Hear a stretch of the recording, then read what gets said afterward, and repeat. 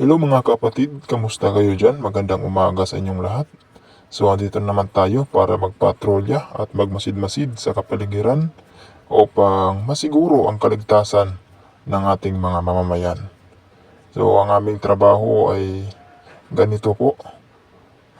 Kami po yung mga sundalo ng MNLF.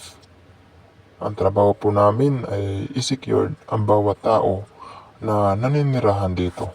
Hindi po kami kalaban ng gobyerno, pagkatapos kami po ay kakampi ng hukbong sandatahang ng Pilipinas. At ang aming trabaho ay walang pinagkaiba sa trabaho nila. Ang pinagkaiba lamang ay kami ay walang sahod na tinatanggap. Di katulad nila na buwan-buwan ay tumatanggap ng sahod mula sa gobyerno. Kami po ay wala kahit piso.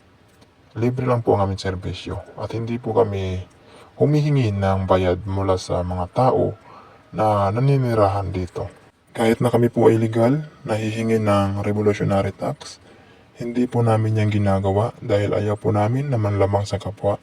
Ang ginagawa po namin sa araw ng aming off-duty, nagtatrabaho po kami para may maibigay sa aming pamilya at upang makapagbili na rin ng pagkain para sa kanila. Yun lang po ang ginagawa namin sakripisyo. Marami ang nagsasabi na mga tamad daw kami. Hindi po yan totoo dahil kung tamad po kami, baka nga po siguro mas masipag pa kami kaysa sa inyo. Dahil kami po ay nagjo-duty pa at nagsilbi pa sa bayan, libre pa yung pagsilbi namin. At pagkatapos nito, pag nagka-off duty na, nagtatrabaho pa kami para may pakain sa aming pamilya. Doble po ang kasipagan namin kaysa kasipagan nyo.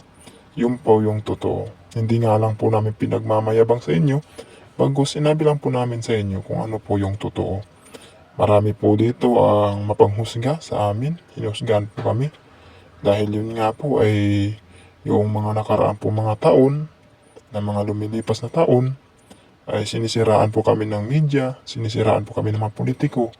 Dahil sa madaling sabi, ayaw po nila sa MNLF. Ayaw po nila sa amin dahil nga po, kami po yung kumakalaban sa mga gumagawa ng mali at sa mga kurakot na mga politiko.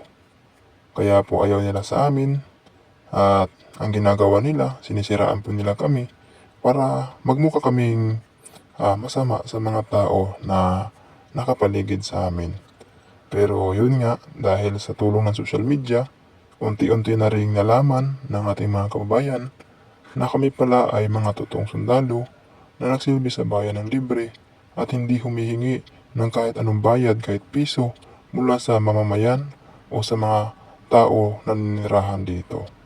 Minsan nga, yung iba, dahil siguro naawa sila sa amin, binibigyan nila kami ng pagkain, binibigyan kami nila ng tubig, habang kami ay nagpapatrolya, dahil natutuwa sila kapag nakikita kami.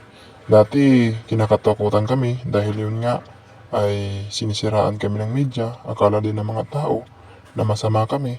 Pero nagkatagalan, nalaman din nila yung totoo. Kasi yun nga, meron din naman kasabihan na walang usok na hindi sisingaw. Lahat lalabas talaga yan. Kaya kahit anong paninira ng media, anong paninira ng politiko, malalaman din ng taong bayan ang totoo. Katulad ngayon, nalalaman ng taong bayan na kami palang mga MNLF ay matulungin sa kapwa at may malasakit sa kapwa. Ngayon nga yung mga sibilyan pag nakakita ng MNLF, ang laki na ng ngiti nila. Dahil unti-unti na nila nalalaman yung totoo tungkol sa MNLF.